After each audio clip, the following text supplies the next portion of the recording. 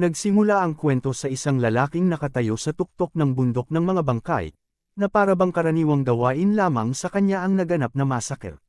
Sa likuran niya, may isang sugatang lalaki na pasuray-suray na lumapit.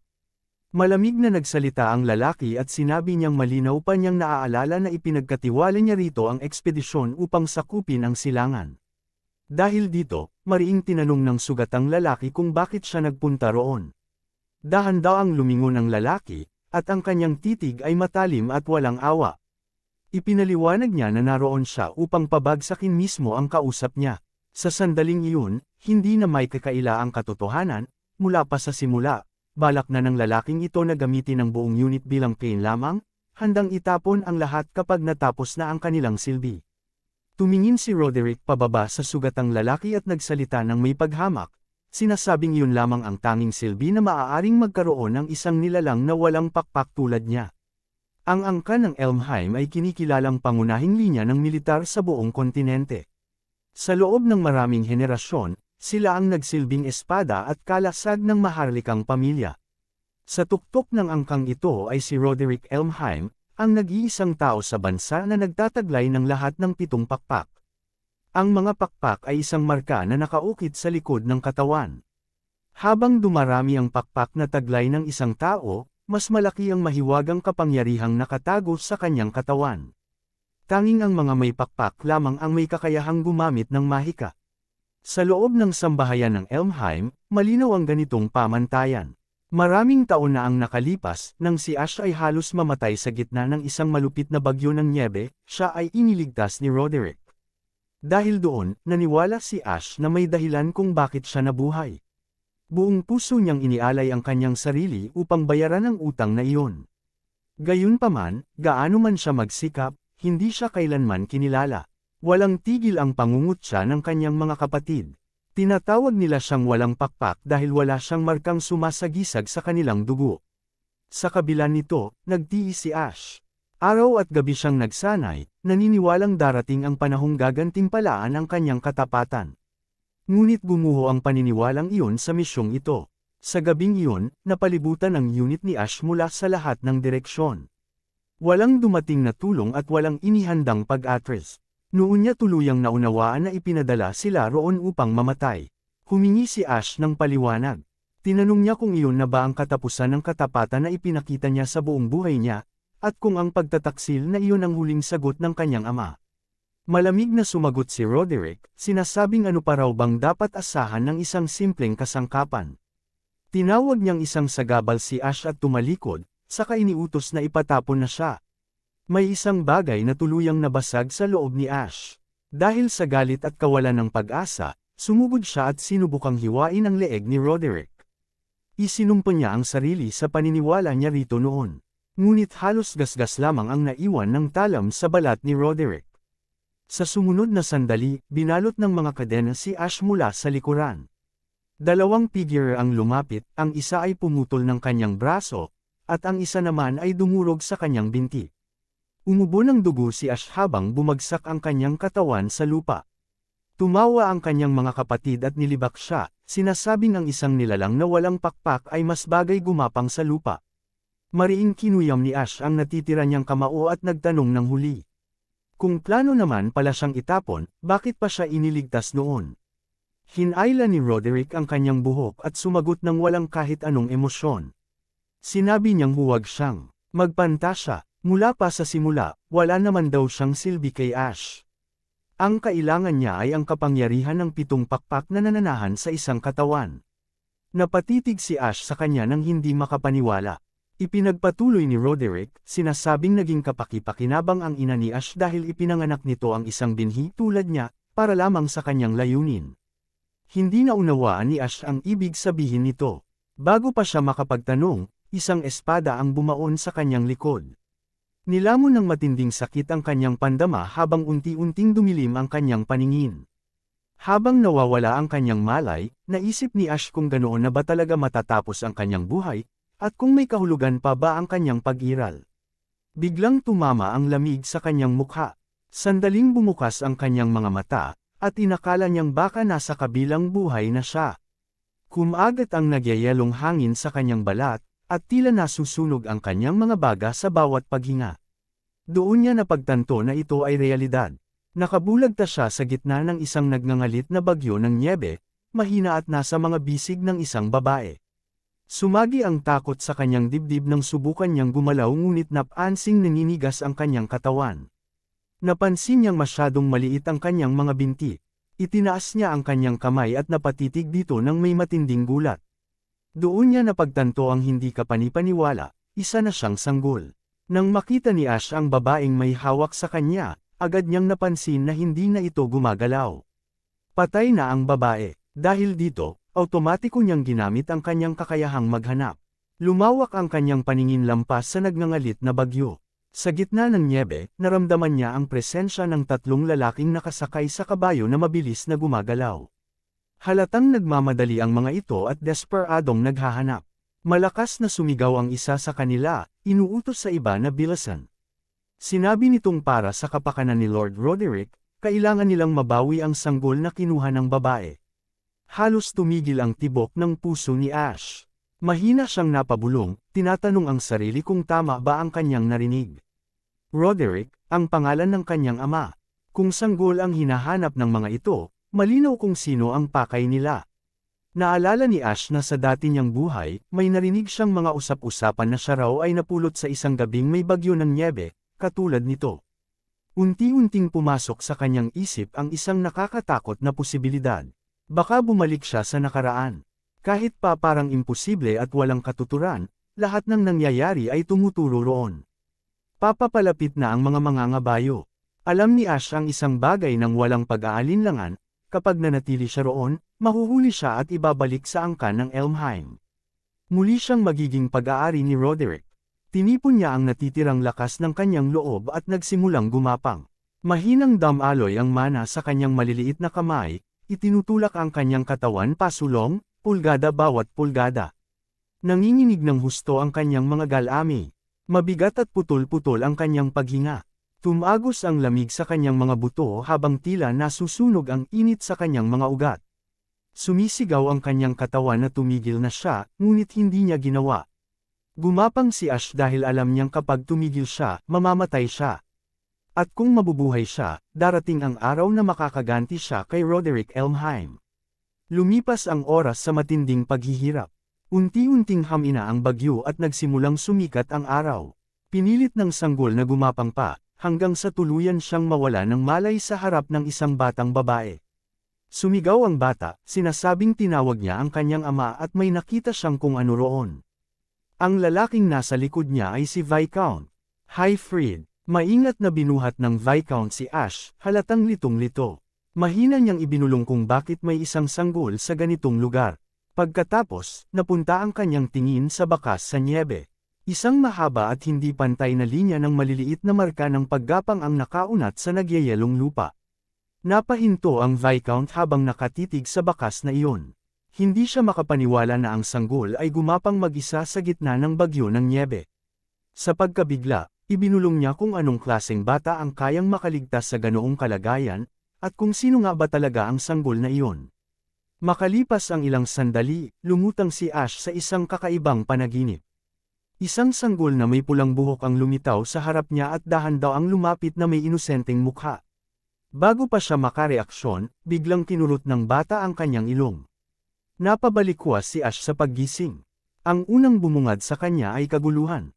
5 maliliit na babae ang nakapaligid sa kanya, nagliliwanag ang mga mukha sa tuwa habang sabay-sabay na inaabot siya. May humahawak sa kanyang manggas, may humihila pati sa kanyang mga binti, bawat isa ay pilit siyang inaagaw upang makipaglaro. Wala siyang maintindihan kung ano ang nangyayari o kung bakit biglang naging ganito ang kanyang buhay. Bago pa siya tuluyang malunod sa sitwasyon, lumapit ang puting buhok na batang babae na nakita niya kanina. Halatang siya ang pinakamatanda. May mahigpit siyang ekspresyon habang binubuhat si Ash at hinihila palayo sa kanyang mga kapatid, pinagsasabihan ng mga ito dahil sumusobra na sila. Ngunit nakawala si Ash. Pagdating ng kanyang mga paa sa sahig, agad siyang gumapang palayo. Masiglang sumigaw ang maliit na batang babae na may kulay kahel na buhok. Sa sumunod na sandali, nagsimula siyang habulin ng lahat ng 5 bata. Natarante si Ash. Hindi niya alam kung bakit bigla silang humahabol o kung bakit sumisigaw ang kanyang mga instincts ng panganib. Nang hindi nag-iisip, biglang rumagasa ang mana sa kanyang maliit na katawan. Nagliwanag ng ginto ang kanyang mga mata. Isang bugzo ng mahika ang sumabog mula sa kanyang likod. Sa isang iglap, umangat si Ash mula sa sahig. Siya ay lumilipad. Hindi maunawaan ni Ash ang kanyang ginagawa. Wala siyang kontrol habang ang kanyang katawan ay umiikot ng walang magawa at mabilis na umaangat patungo sa kisame. Bago pa tuluyang mangyari ang sakuna, isang malakas na pares ng mga braso ang sumalo sa kanya sa ere. Nabigkas ng lalaki ang kanyang gulat, sinasabing parang nahulog daw ang bata mula sa langit, at idinagdag pa na tunay ng kakaiba si Ash. Habang nakatitig si Ash sa kanya, biglang pumasok ang pagkilala. Ang lalaking iyon ay si Viscount Hyfried Elmheim, ang nakatatandang kapatid ni Roderick Elmheim.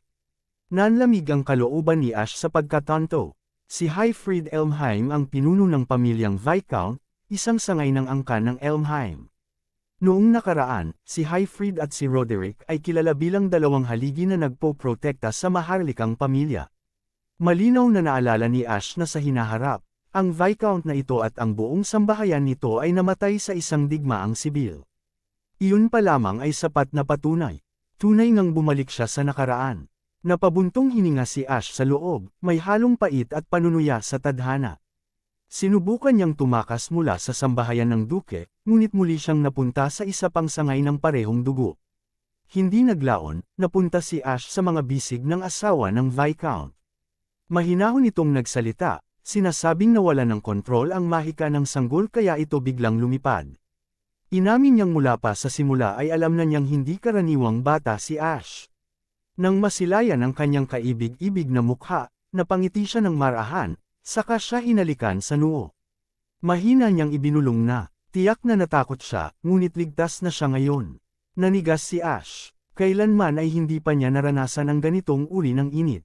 Mula sa gilid, tahimik na pinagmamasdan sila ni Viscount Hyfried. Makalipas ang ilang sandali, nagsalita siya ng may katiyakan, sinasabing ang bata ay nagtataglay ng hindi masukat na kapangyarihan. Maingat niyang iniangat ang kasuotan ni Ash at ipinakita sa salamin ang marka bilang patunay. Napaungol sa gulat ang asawa ng Viscount. Malinaw na nakaukit sa likod ni Ash ang marka ng 7 pakpak. Biglang nablangko ang isip ni Ash, saka bumuhos ang mga alaala. Umalangaw-ngaw sa kanyang isipan ang boses ng kanyang ama, ang malamig na mga salitang binitiwan ni Roderick tungkol sa pangangailangan sa kapangyarihan ng 7 pakpak na nananahan sa kanyang katawan. Sa wakas, naging malinaw ang lahat. Noong gabing iyon na may nyebe, ang tinatawag na pagliligtas ay may iisang dahilan lamang. Iniligtas siya ni Roderick upang agawin ang 7 pakpak para sa sarili nito. Nag-alab ang galit ni Ash. Pinunit ng kanyang ama ang mga pakpak mula sa kanyang katawan, saka naglakas loob pang tawagin siyang walang pakpak. Naging seryoso ang mukha ng babae habang tinatanong ang Viscount kung ano ang dapat nilang gawin sa batang hawak niya. Natarante si Ash. Mapanganib ang sitwasyong ito. Hindi niya maaaring hayaang mapunta muli ang kanyang kapangyarihan sa kamay ng angkan ng Elmheim. Kailangan niya ang 7 pakpak para mabuhay at para sa paghihiganti. Pagkatapos ay nagsalita ang Viscount. Kalmado niyang ipinahayag na aampanan niya ang bata bilang kanyang anak. Nanlamig ang buong silid. Nakatitig si Ash sa kanya nang hindi makapaniwala. Dahan-daang iniunat ni Viscount Hyfried ang kanyang kamay at marahang ginulo ang buhok ng sanggol. Sinabi niyang ang bata ay isa pa lamang sisiyo, hindi pa kayang lumipad. Nangako siyang aalagaan niya ito hanggang sa dumating ang araw na kayanan nitong lumipad mag-isa. Nawala nang masabi si Ash. Kailanman ay hindi pa siya nakaranas ng ganitong kabutihan. Biglang may malakas na kalabog sa may pinto.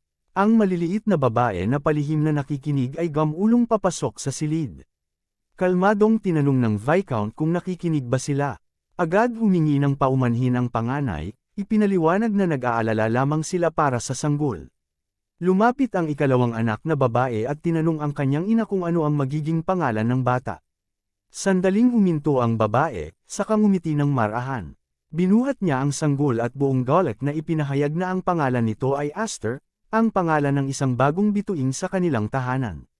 Mabilis na lumipas ang 10 taon, na para bang isang iglap lamang. Lumipat ang tagpo sa isang engranding mansyon, ang lugar kung saan ginaganap ang taunang sword dance assembly. Isang karwahe ang maayos na huminto sa harap ng mga tarangkahan, at unang bumaba si Viscount Hyfried Elmheim. Agad siyang binati ng isang gwardya na may magalang na pagyuko. Ilang sandali pa, may isang binatang lumabas mula sa karwahe. Si Aster iyon, hindi na ang sanggol noong araw. Lumaki siyang isang matangkad at kalmadong binatilyo, may mga matang payapa ngunit may bigat na hindi tugma sa kanyang edad. Lumingon siya pabalik sa loob ng karwahe at iniunat ang kanyang kamay, maingat na pinapaalalahanan ang kanyang kapatid na mag-ingat. Isang babaeng may pulang buhok ang humawak sa kanyang kamay at bumaba, nagpapasalamat sa kanya na may maliwanag na ngiti. Siya si Alphen, ang parehong pulang buhok na sanggol noon, na ngayon ay nakababatang kapatid niya. Magkatabing naglakad ang magkapatid papasok sa malawak at maliwanag na ballroom. Dumalo sila sa Sword Dance Assembly, isang taunang pagtitipon na idinaraos ng isang dukadong angkan sa ilalim ng Elmheim, partikular para sa mga maharlikang mandirigma. Sa ibabaw, layunin itong patibayin ang ugnayan ng mga angkan. Ngunit sa totoo lang, isa itong entablado kung saan tahimik na ipinapakita ng bawat bahay ang kanilang pinakamagaling na batang estremador upang magtagisan para sa dangal, impluensya, at pagkilala. Habang naglalakad sina Aster at Alphen, nagsimulang kumalat ang mga bulong-bulungan. May mga nagsasabing walang tunay na tagapagmana ang Viscount House ng Elmheim. Ang iba naman ay may panlilibak na nagsabi na dahil hindi sila makalikha ng isa, napilitan silang mag-ampon ng isang walang kwentang bata mula sa kung saan. Sa mga mapanlibak na tingin, hayagan nilang tinatanong kung hanggang kailan pahihintulutan ng pamilyang iyon na dumisan ang pangalan ng Elmheim. Unti-unting napunta ang mga mata kay Aster, worry sinasabing iyon na nga ang bata. Hinuyam ni Alphen ang kanyang mga kamao at lumapit kay Aster, binabalaan siyang huwag magpaapekto sa masasamang salita. Sinabi niyang hindi sila maaaring magpakita ng kahit anong kahinaan sa lugar na iyon. Napansin ni Aster ang isang bagay na hindi namamalayan ng kapatid, bahagyang nanginginig ang mga kamay nito. Kalmadong nagsalita si Lord Hyfried, sinasabing ang ganitong reaksyon ay sumasalamin sa kasalukuyang kalagayan ng kanilang angkan. Huminto sila sa harap ng napakalalaking tarangkahan, at hinarap niya si Aster. Ipinaliwanag niyang nais niyang makita ng kanyang anak ang lahat ng malinaw, saka tinanong kung nadidismaya ba ito sa kanilang sitwasyon. Ngumiti si Aster at sumagot na ang ganitong lamig ay bagay na bagay sa kanya. Bahagyang natawa si Hyfried, halatang nasiyahan, at sinabi niyang nakaaaliw marinig iyon. Habang nakatayo sila sa harap ng matayog na kastilyo, bumalik sa isipan ni Aster ang alaala ng dati niyang buhay, noong siya ang kahihiyan ng House Elmheim. Ang una niyang pagharap sa mataas na lipunan noon ay naging pinakamasamang pagsisimula. Ang lugar na iyon ay pawn ng mapapait na alaala. Ngunit ngayon, iba na ang lahat. Taglay niya ang 7 pakpak, at hindi na siya ang dating siya. Tumalim ang tingin ni Aster, puno ng tahimik na determinasyon. Sa pagkakataong ito, babaguhin niya ang kanyang kapalaran. Muling naglakad ang pamilya patungo sa mabigat at kahangahangang pasukan ng kastilyo. Mula sa isang mataas na bintana, 2 binata ang nakamasid sa kanilang pagdating ng may lantad na paghamak. Sila ang parehong mga kapatid na walang awang umapi sa kanya sa dati niyang buhay. Napansin ni Aster ang 2 binata, ngunit hindi man lang nagbago ang kanyang ekspresyon. May matatag na mga hakbang, nagpatuloy ang 3 panig patungo sa engranding pasukan, bawat isa ay may sariling layunin sa isipan. Sa kanyang kalooban, tahimik na nangako si Aster na sa pagkakataong ito, gagawa siya ng isang kahangahangang pagpasok sa mataas na lipunan. Sa loob, sa gitna ng pangunahing bulwagan, naroon ang isang arena kung saan 2 batang eskrimador ang naglalaban ng mabangis. Ipinaliwanag ng tagapagsalaysay na ito ang panahon ng pamamayani ng mga kabalyero. Ang isang tunay na kabalyero ay nangangailangan ng kapangyarihan at karangalan. Ang kapangyarihan ay pinatutunayan sa pamamagitan ng husay sa espada, samantalang ang karangalan ay sinusukat sa reputasyon at katanyagan. Nag-uumapo ang tunog ng bakal habang lalong umiinit ang duelo, kapwa ipinapakita ng 2 kabataan ang pinong mga galaw sa eskrima. Nang handa na silang muling magsagupaan, may biglang nagbago. Isang kumikislap na marka ng pakpak ang biglang lumitaw sa pulsuhan ng isa sa kanila. Sa isang iglap, nadaig niya ang kalaban, malinis na hiniwa ang espada nito, at tuluyang tinapos ang laban. Sumabog ang palakpakan at sigawan ng mga manunood. Ang sukdulang sagisag ng kapangyarihan at karangalan ay nagpakita, ang marka ng pakpak, mula sa balkonahe sa itaas, ibinulong ni Alphen na napakabigat ng kapaligiran. Sinabi niya ngayon ay nauunawaan na niya kung bakit tumanggi ang kanyang mga kapatid na sina Fren at Freya na dumalo kasama niya. Tahimik na nakatitig si Aster sa arena habang muling bumabalik ang mga alaala ng kanyang nakaraang buhay, ang mga tawa, ang kahihiyan, at ang sandaling natalo siya at pinagtawanan sa isang duelo. Lumayo ang kanyang tingin, puno ng alaala. Napansin ito ni Alphen at tinawag ang kanyang pangalan, tinatanong kung kinakabahan ba siya sa kanyang unang sword dance assembly. Ngumiti si Aster at sumagot na hindi siya kinakabahan. Sa loob-loob niya, naisip niyang mas malapit ang pakiramdam na iyon sa pananabik at nostalgia. Lalong nalito si Alphen at hindi niya maunawaan ang sinabi ng kapatid. Ipinabatid sa kanila ng kanilang ama, si Viscount Hyfried Elmheim, na aalis siya upang dumalo sa isang pagpupulong at inatasan si Aster na bantayan si Alphen. Malakas itong tumutol, iginiit na mas kaya niya ang sarili kaysa sa kanya. Kalmadong tinawag ni Aster na medyo clumsy ang kapatid. Habang nakapatong ang kamay sa balikat ng kanyang anak, ngumiti ang Viscount at pinayuhan siya na makipagkilala at bumuo ng ugnayan, ipinaalala na maraming maharlikang kaedad niya ang naroon. Pagkatapos ay yumuko siya ng bahagya at bamulong ng babala, huwag ipaalam kaninuman ang tungkol sa 7 pakpak. Pagkaalis ng kanyang ama, pinag-isipan ni Aster ang mga salitang iyon. Napansin niya ang mga mapanuring tingin ng ibang batang maharlika na nagmamasid mula sa malayo, at naisip kung paano siya makikipagkaibigan kung malinaw na kinamumuhian siya ng lahat. Gayunpaman, may matibay na determinasyon sa kanyang mukha, nagpasya siyang sundin ang payo ng kanyang ama. Nang tanungin ni Alphen kung saan pupunta si Aster, kumpiyansang sumagot si Aster na bababa lang siya para makipagkaibigan.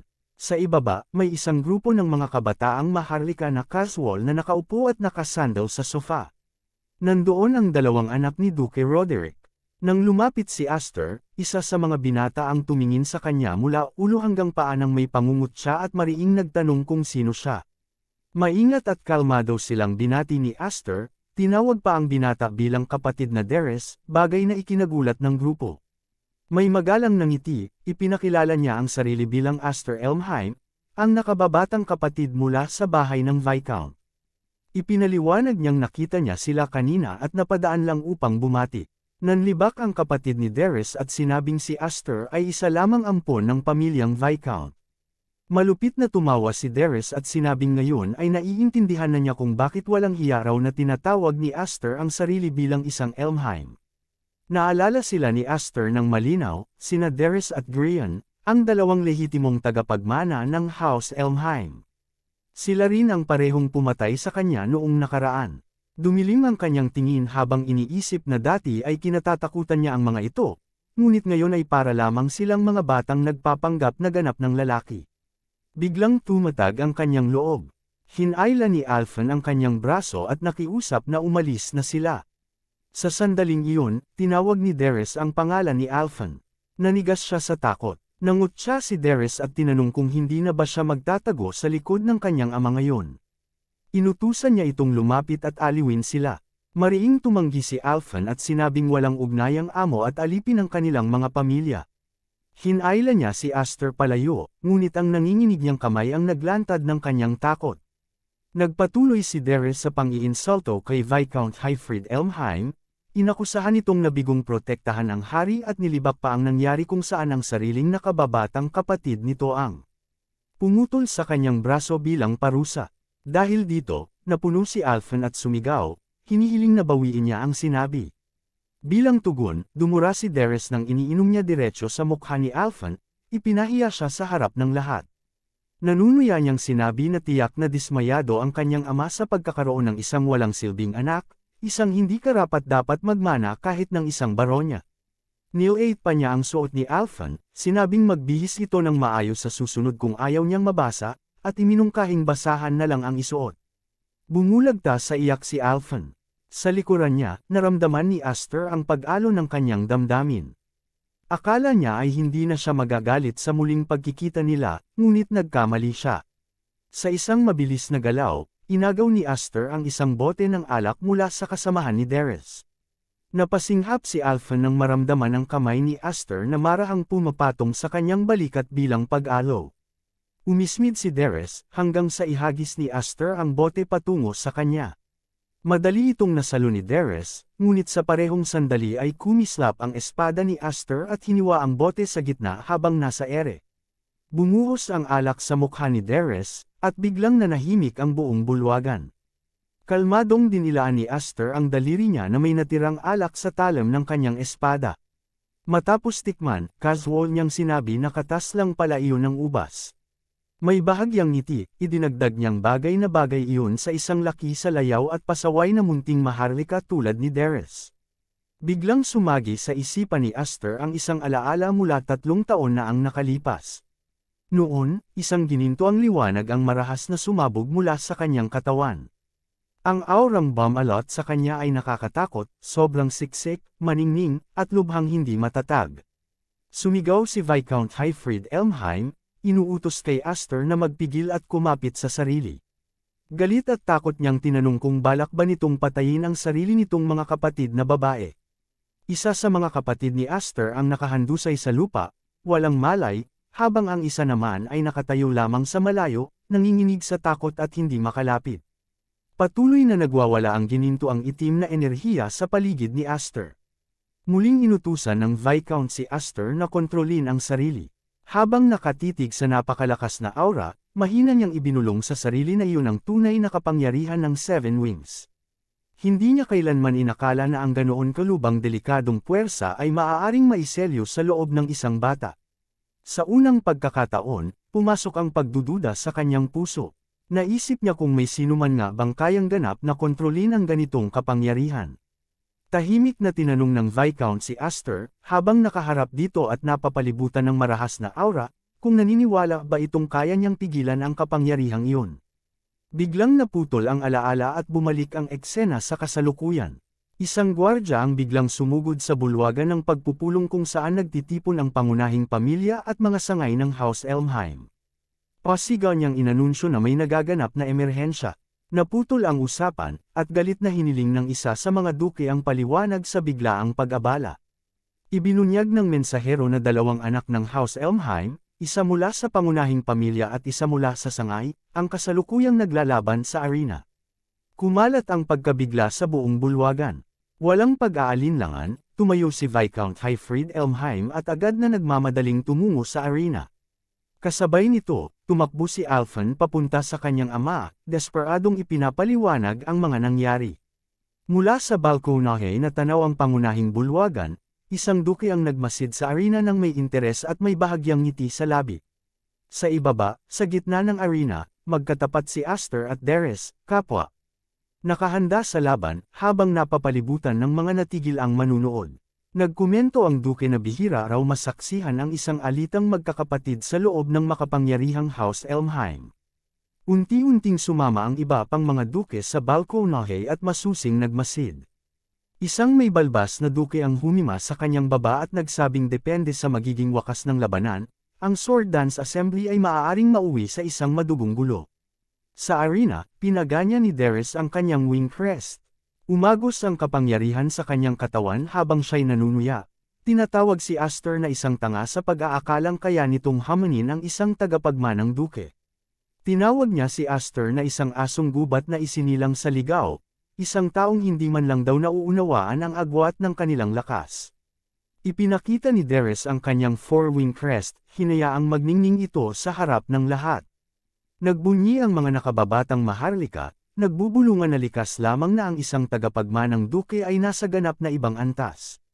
May mapanuksong ngiti, hinamon ni Darius si Aster na ilantad ang sarili nitong wing crest at tinanong kung nahihiya ba itong ipakita. Kalmadong sumagot si Aster na hindi niya ugaling ipagmalaki ang isang simpleng marka.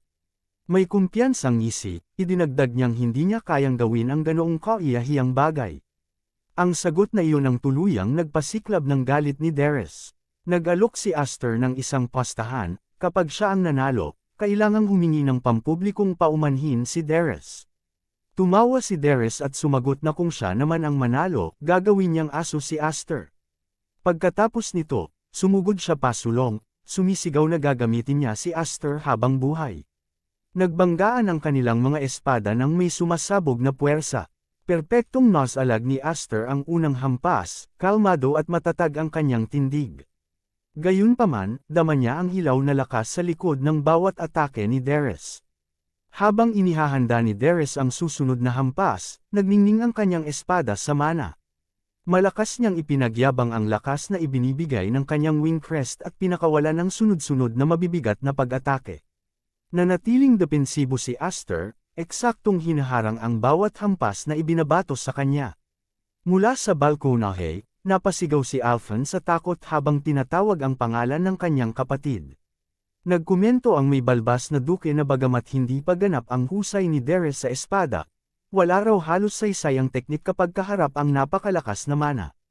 Ipinaliwanag niya na kung ang mana ng isang pakpak ay tulad lamang ng apoy ng kandila, ang manang nakakulong sa 4 na pakpak ay maituturing na isang pagsabog. Muling umismid si Darius, nang panunuya ang kanyang tinig. Tinukso niya si Aster at tinanong kung saan napunta ang tapang na ipinakita nito kanina. Inusisa niya kung balak pa rin ba nitong pilitin siyang humingi ng paumanhin, o kung puro yabang lamang ang lahat ng iyon. Hindi sumagot si Aster. Tahimik at kalmado niyang sinalag ang bawat atake ni Darius. Nainip si Darius at biglang tumalon ng mataas. Ibinuhos ang mana sa parehong espada habang inihahanda ang kanyang pangwakas na hampas. Mula sa balkonahe, mahinang ibinulong ng matabang duke na tapos na ang laban. Sumugod si Darius. Itinaas ni Aster ang kanyang espada at walang kahirap-hirap na hinarang ang dalawang talem. Nanigas ang arena. Nakatitig si Darius sa hindi makapaniwala, hindi niya maunawaan ang nangyari. Sa wakas ay nagsalita si Aster, malamig at kalmado ang tinig. Sinabi niyang masyadong madaldal si Darius. Sa sumunod na iglap, gumanti siya. Lumipad si Darius paatras sa lakas ng hampas. Umagos ang gininto ang liwanag sa espada ni Aster habang ibinubuhos niya rito ang kanyang mana.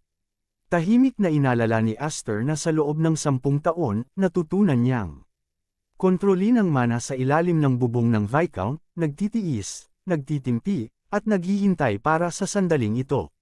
Simula noon, bawat atakeng inilunsad ni Darius ay malinis na pinuputol. Binanggit ni Aster na ang lahat ng mga taong iyon ay paghahanda lamang upang samantalahin ang pagkakataong durugan si Darius sa pamamagitan ng lubos na lakas. Patuloy na sumulong si Aster. Ikrinuso ni Darius ang dalawang espada upang salagin ang suntok, ngunit sa lakas ng impact ay napaluhod siya. Hindi makapaniwala ang sariling kapatid ni Darius. Ang ideya na si Darius, ang ipinagmamalaki ng pangunahing pamilya, ay itinutulak pabalik ng ganito ay hindi maisip. Mahinang bulong ni Darius, puno ng pagkagulat, na mayroon siyang 4 na pakpak. Hindi pa rin sumagot si Aster. Sa halip, mas lalo niyang ibinuhos ang mana sa kanyang espada. Isang matinis na lagutok ang umalangaw sa arena, at isang bitik ang gumapang sa talem ni Darius. Hindi makapaniwala ang mga maharlikang nanunood. Ang tunggalian ay tuluyan ng naging isang panig. Kumalat ang mga bulungan sa paligid, may halimaw pa rin pala ang House Elmheim. Biglang sumiklab ang itim at gintong aura mula sa katawan ni Aster, marahas na umiikot at nagsasanib na parang isang bagyo. Sa balkonahe, mariing kinuyam ni Viscount Highfried ang kanyang kamao, na pagtatantong nagiging delikado na ang sitwasyon. Lubos nang nalulunod si Darius sa kapangyarihan. Sa isipan ni Aster, muling bumalik ang mga alaala, ang mapanuksong tawa ni Darius sa nakaraang buhay, ang talem na pumatay sa kanya, ang kahihiyan at sakit. Umungal ang kapangyarihan ng 7 Wings. Humakbang si Aster pasulong, handang tapusin ang lahat.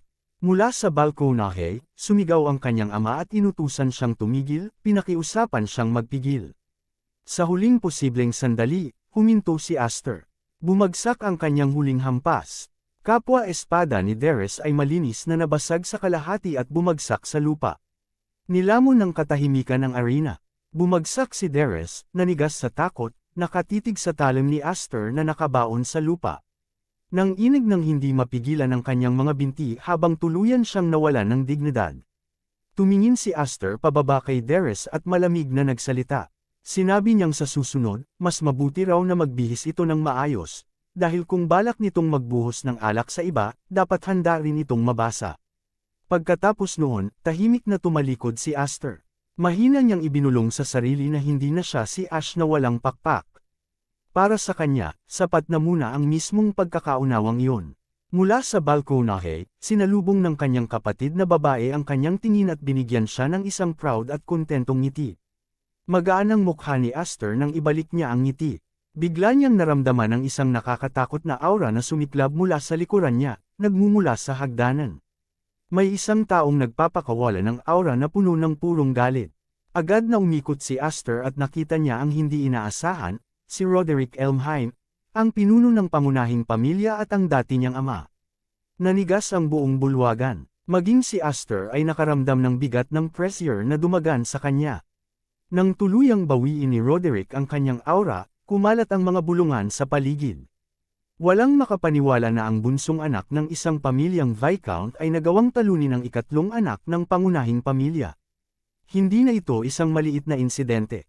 Alam ng lahat na hindi mananahimak ang pangunahing pamilya matapos ang ganitong kahihiyan. Humakbang pasulong si Roderick. Nanatiling kalmado si Aster, matatag ang tindig, handa na sa anumang susunod na mangyayari. Samantala, lumiwanag ang mukha ni Darius sa baluktot na tuwa. Pabulagta siyang tumayo, kumapit sa kasuotan ng kanyang ama, at malupit na tumawa habang tinatawag si Aster na isang bastardo na. Naglakas loob sumuwi sa pangunahing pamilya, kahit isa lamang daw siyang maruming kalahating dugo. Nakiusap siya sa ama na gamitin ang kapangyarihan nito at durugan si Aster. Hindi man lang tiningnan ni Roderick si Aster. Sa halip, naging yelo ang kanyang tingin habang nakatitig kay Darius. Walang babala, itinarak niya ang kaluban ng kanyang espada diretso sa kamay ng sarili niyang anak. Isang nakakakilabot na lag-utok ang umalangaw habang bumagsak ang palad ni Darius sa sahig. Napasigaw ito sa matinding sakit, at sumabog sa pagkagulat ang buong bulwagan. Nanigas si Grian, hindi makapaniwala sa kanyang nasaksihan. Kalmado ngunit walang awa ang tinig ni Roderick nang tanungin niya kung bakit tumatawa ng walang hiya ang isang talunan sa duelo, matapos kaladkarin sa putik ang pangalan ng kanilang pamilya. Itinaas niya ang espada at idineklara na ang isang taong hindi man lang kayang ipaghiganti ang sarili ay walang karapatang humawak ng talam. Mula sa balkonahe, agad na naunawaan ni Viscount Hyfried Elmheim ang balak ng kanyang kapatid at sumigaw para pigilan ito. Ngunit nabalot ng ganap na katahimikan ang silid. Humakbang si Aster pasulong at tumayo mismo sa daraanan ng espada ni Roderick. Tinanong siya ni Roderick kung ano ang akala niyang ginagawa niya.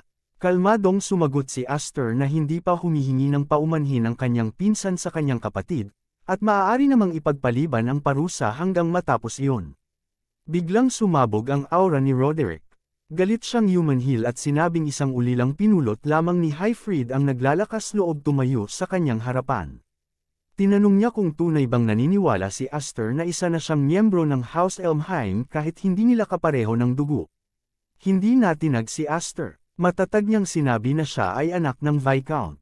Dugo man o hindi, natutunan niya mula sa kanyang ama ang dangal ng isang kabalyero at ang bigat na kaakibat ng pangalan ng isang pamilya.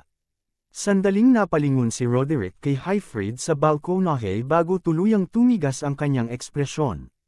Ipinahayag niya na bilang kasapi ng pamilya ng Viscount, nagdala si Aster ng hindi kailangang kahihiyan sa dangal ng pangunahing pamilya. Inihayag niya ang prestihiyo ng pangalang Elmheim, ang halijing sinusuportahan ng 12,000 kabalyero at ang espada ng hari, at sinabi niyang ang ganitong paglabag ay hindi maaaring ituring na simpleng away ng mga bata. Masusing nanood ang mga duke mula sa mga sangay ng pamilya, sabik na makita kung paano haantong ang pangyayari. Nagpatuloy si Roderick at pinaalalahanan si Aster na minsang isinakripisyo ng kanyang ama ang isang braso bilang kabayaran sa kawalan ng katapatan. Mariin niyang tinanong kung ano naman ang handang ailay ni Aster bilang kapalit. Walang pag-aalinlangan ang sagot ni Aster. Sinabi niyang hindi yun isang alitang magkakapatid kundi isang lehitimong duelo. Iginanti lamang niya ang mga insulto gamit ang kanyang espada. Inulit niya ang mismong mga salitang binitiwan ni Roderick kanina, na ang mga hindi kayang ipaghiganti ang sarili ay walang karapatang humawak ng talam. Pagkatapos, malamig niyang idineklara na wala siyang balak mawalan kahit isang daliri. Sa balkonahe, mariing nagkayem ng panga si Alfred habang pinakikinggan ang bawat salitang banibitawan ng kanyang kapatid. Nakatitig ang may balbas na duke sa matinding pagkagulat, habang biglang napatawa ang duke na may asul na buhok, hindi makapaniwalang ang humaharap kay Roderick Elmheim ay isang 10 taong gulang lamang. Matagal na tumitig si Roderick kay Astor nang walang imek. Pagkaraan, dahan-dahan niyang ibinalik ang espada sa kaluban at iniutos kay Astor na kumuha ng posisyon. Hindi agad naunawaan ni Astor ang ibig niyang sabihin, ngunit sumunod siya sa sumunod na sandali. Isang talam, ang kumislap, lumipad si Astor at bumangga ang kanyang katawan sa malayong pader sa labas ng arena. Isang nakabibinging dagandong ang umalingaw-ngaw habang nabitak ang bato sa lakas ng impact. Napasigaw si Alfred mula sa balkonahe. Galit na isinigaw ni Viscount Highfried ang pangalan ng kanyang kapatid at tumalon pababa, hinugot ang espada at sumugod kay Roderick. Madaling sinalubong ni Roderick ang hampas, hinarang ang atake ni Highfried nang walang kahirap-hirap at hindi man lang gumalaw ang kanyang paa. Agad na binitiwan ni Highfried ang sagupaan at tumakbo patungo kay Astor, sumisigaw sa pangalan ng kanyang anak sa matinding pag-aalala. Ang nakita niya ay ikinatigil ng kanyang paghinga. Nakatayo si Astor. Wasak ang kanyang espada, duguan ang kanyang katawan, ngunit matatag pa rin ang kanyang tindig. Hindi man lang nagbago ang kanyang anyo. Muling tumingin si Roderick kay Astor bago tahimik na tumalikod at umalis, kasunod si Deres na walang imek. Bahagyang nayanig si Astor habang sinusubukang manatiling nakatayo. Agad siyang inabutan ni Highfried at inilalayan ang kanyang katawan. Kalmadong nagsalita si Astor at sinabing tinupad niya ang kanyang salita, ang kanyang pangako, at ang lahat ng kaakibat nito. Mahinang sumagot si Highfried na nakita niya ang lahat. Sinabi niyang kahanga-hanga ang ginawa ni Astor. Habang umaakyat si Roderick sa balkonahe, nagkomento ang may balbas na duke na medyo pambata ang naging kilos nito. Gayunpaman, inamin niyang kung hinayaan lamang nilang makaalis ang bata ng walang hamon, tuluyang mawawala ang dangal ng pangunahing pamilya. Idinagdag niya na ang tumayo sa harap mismo ni Roderick Elmheim, magbitaw ng ganoong katapang na pahayag, at manatiling buhay ay hindi maliit na bagay. Ayon sa kanya, ang batang iyon ay isang bituing nagsisimula pa lamang sumikat. May ngiti, sinabi ng duke na para kay Astor, iyon na ang pinakamainam na posibleng debos sa mataas na lipunan. Napabuntong hininga ang matabang duke at sinabing natakot siya sa bata. Sa isang sandali, inakala niyang mahahati sa gitna ang House Elmheim. Tumingin si Roderick sa kanyang kapatid at nagsalita. Sinabi niyang darating ang isang panahon ng kaguluhan, isang unos na sapat ang lupit upang punitin ang mundo sa dalawa, o marahil ay sa 3 bahagi pa. Lumipat ang eksena sa training arena ng pamilyang Viscount ng House Elmheim. Ilang kabalyero ang nagbabantay habang nagpapatuloy ang isang sesyon ng pagsasanay. 2 sa kanila ang nagtatapat gamit ang mga kahoy na espada. May magaan na ngiti, pinuri ng isang kabalyero ang ipinakita ng kanyang amo at tinawag itong kahanga-hanga. Ang pinupuri niya ay walang iba kundi si Astor. Nagbulang-bulungan ang mga nakapaligid na kabalyero, sinasabing nakakatakot ang husay ni Astor sa espada para sa isang batang kaedad niya. Napansin din nila na lalo pang tumindi ang kanyang pagsasanay mula nang matapos ang sword dance assembly. Naalala ng isang kabalyero kung paano tinalo ni Astor ang 3 anak ng pangunahing pamilya ng Elmheim, at hindi maitago ng grupo ang kanilang kasiyahan. Matagal nang minamaliit ng pangunahing pamilya ang sambahayan ng Viscount, kaya't ang makitang may isa sa kanila na tumindig laban dito ay lubhang nakakapresko. Habang patuloy na tinatalo ni Astor ang kalaban pagkatapos ng kalaban, unti-unting nalihis ang kanyang isipan.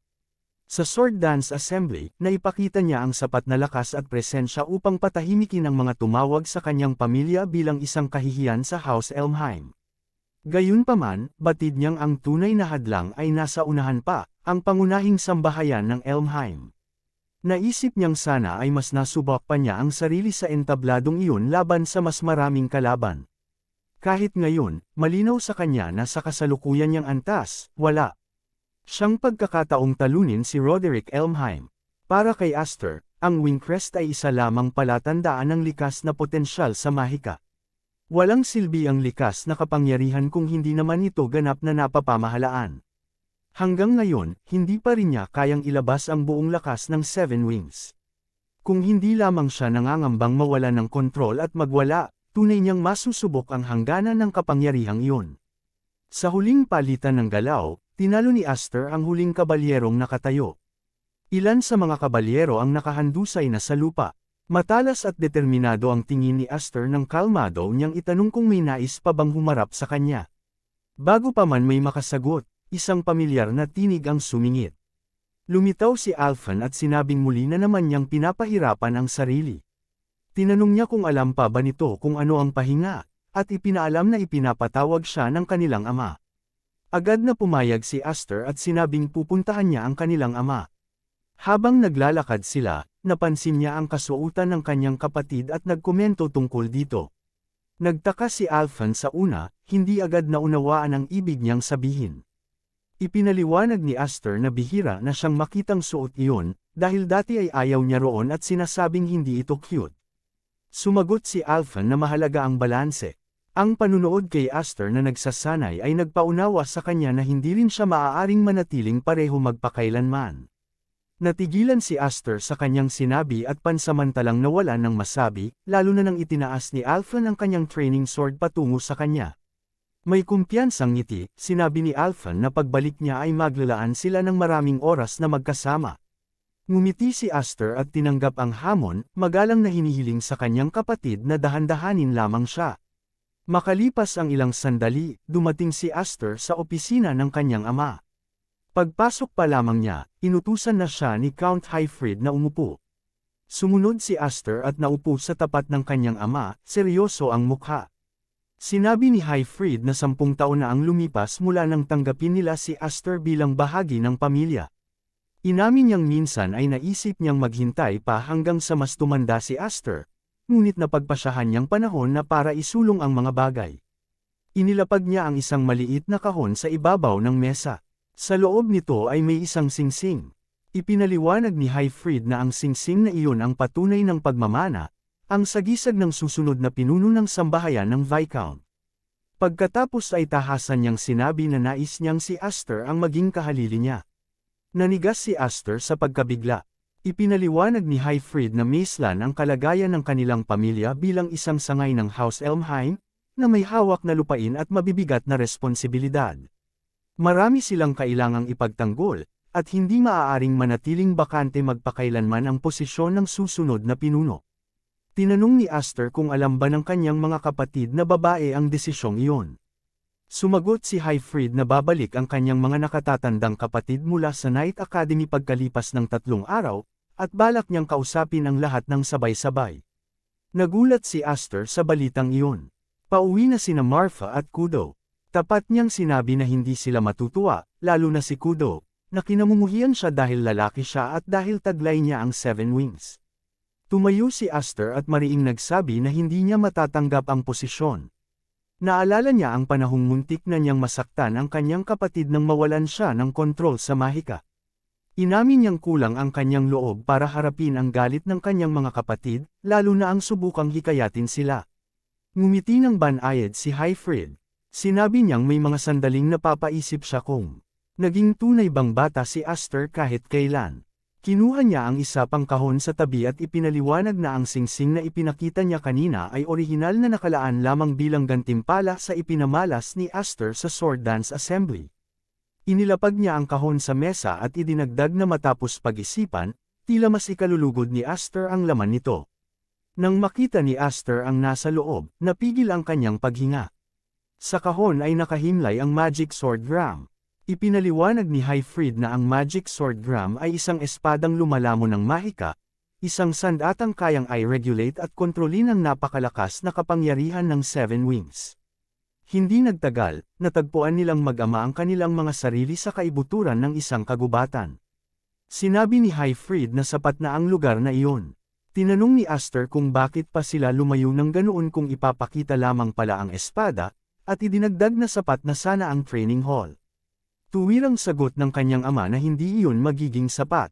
Medyo tuyong biro pa niya na may ugali si Aster na makasira ng mga pader ng kastilyo tuwing nawawala sa kontrol ang kanyang kapangyarihan. Pagkatapos ay formal na ipinakilala ni Highfried ang sandata. Ang Magic Sword Gram ay isang demonyong espada, isang talam na nakagapos sa apoy, na eksklusibong ipinapamana sa mga panganay na lalaki ng House Elmheim. Matagal na itong ipinagkatiwala sa pangunahing pamilya, ngunit ipinasundo niya ito mismo para kay Aster. Hinawi niya ang balot ng espada. Ang nakita ni Aster ay ikinagulat niya, wala itong talam. Kalmadong ipinaliwanag ni Highfried na ang Magic Sword Gram ay isang potential blade.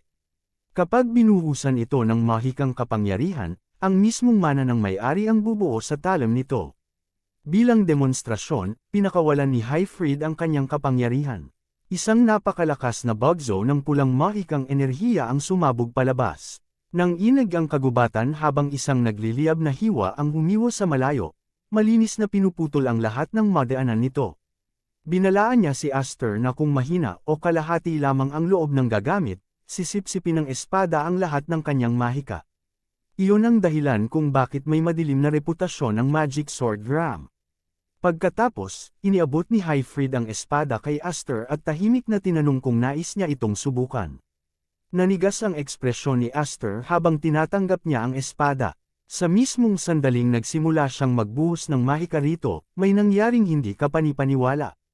Kusang umagos ang kanyang gintong mana, makinis, lika, at tila hindi mapipigilan. Sa loob ng kastilyo, napatingala ang mga kabalyero sa training grounds ng isang napakalaking pulang guhit ng liwanag ang humiwa sa kalangitan. May isang kabalyerong pabulong na nagsabing parang may kometang bumagsak, ngunit agad siyang sinagot ng isa pa, tinawag siyang tanga at itinuro na ang liwanag ay nagmula sa kabaligtarang direksyon. Napansin din ni Alphan ang nagliliyab na bakas sa langit. Mahina niyang ibinulong na tiyak na si Aster iyon. Samantala, sa kagubatan, nakaupo si Aster sa lupa habang isang bahagyang ngiti ang lumitaw sa kanyang mukha. Mahina niyang sinabi na isang hindi kapani-paniwalang sandata ang espada. Si Highfried naman ay nakatitig pa rin sa kalangitan. Marahan niyang sinabi na ang tunay na hindi kapani-paniwala ay si Aster mismo. Ipinagpatuloy ni Highfried na sa buong kasaysayan ng House Elmheim, kahit balikan pa ang dugo sa hindi mabilang na henerasyon, wala pang ni isang individual na nagtaglay ng crest ng Seven Wings. Ipinahayag niyang kung ganap na mapapamahalaan ni Aster ang kapangyarihang iyon, darating ang araw na malalampasan niya maging si Roderick Elmheim at ang kanyang sarili, sa kabila ng kanilang 6 na pakpak. Tumimo ng malalim ang mga salitang. Iyon kay Aster, ang ideyang malampasan ang pinuno ng House Elmheim. Biglang naging seryoso ang tinig ng kanyang ama. Binalaan niya na ang kapangyarihang ganoon kalaki ay tiyak na magbubunga ng alitan. Kapag nalaman ng mundo na taglay ni Aster ang Seven Wings, may inggit, may magtatanim ng galit, marami ang magbabalak gamitin siya, at may ilan na nanaisang burahin siya bilang isang balakid. Iniabot ni Highfried ang kanyang kamay at sinabi na upang hindi na muling pagsisihan ni Aster ang sariling kawalan ng kakayahan pagdating ng araw na iyon, kailangan niyang maging malakas. Mariing hinawakan ni Aster ang kamay ng kanyang ama. Sa kanyang loob, nangako siyang hinding-hindi na siya muling mabubuhay ng isang miserable at kahabag-habag na buhay tulad ng dati.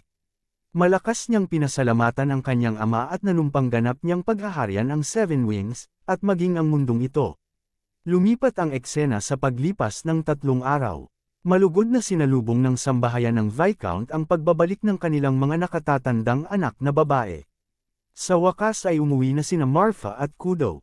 Si Kudo ang unang humakbang pasulong, suot ang isang maliwanag na ngiti habang ibinuka ang kanyang mga bisig patungo sa kanyang mga nakababatang kapatid.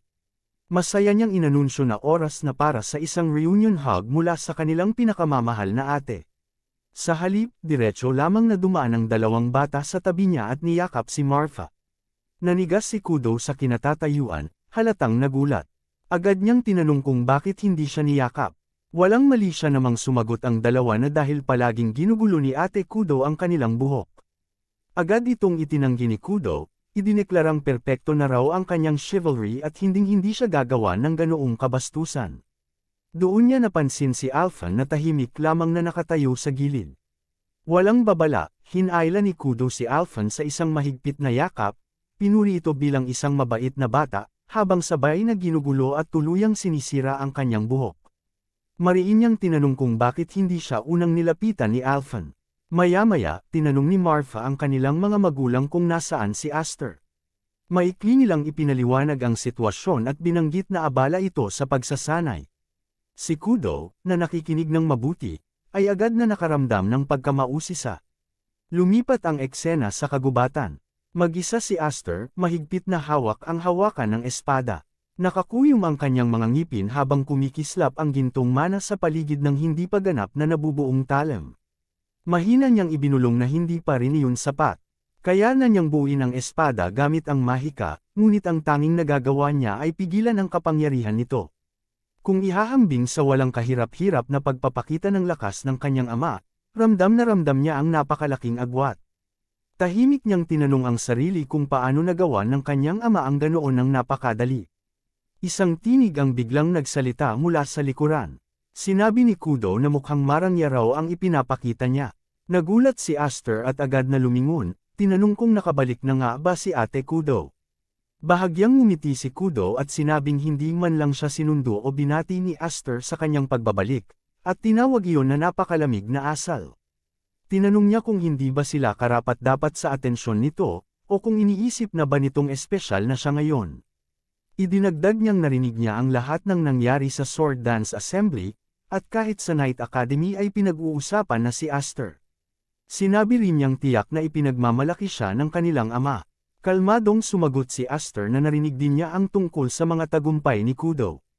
Kahit trainee pa lamang ito, naging matagumpay siya sa maraming misyon at ginawaran ng Platinum Order, ang Honorary Knight Medal, ng taon. Walang pag-aalinlangang tinanggap ni Kudo ang papuri at sinabi na sa kabila ng lahat ng iyon, hindi pa rin siya maaaring magmana ng posisyon ng kanilang ama. Matapos ang sandaling katahimikan, tinanong ni Kudo kung totoo bang tinanggihan ni Aster ang usapin ng pagmamana. Sa loob-loob ni Aster, nagtaka siya kung sino ang nagsabi nito sa kanya.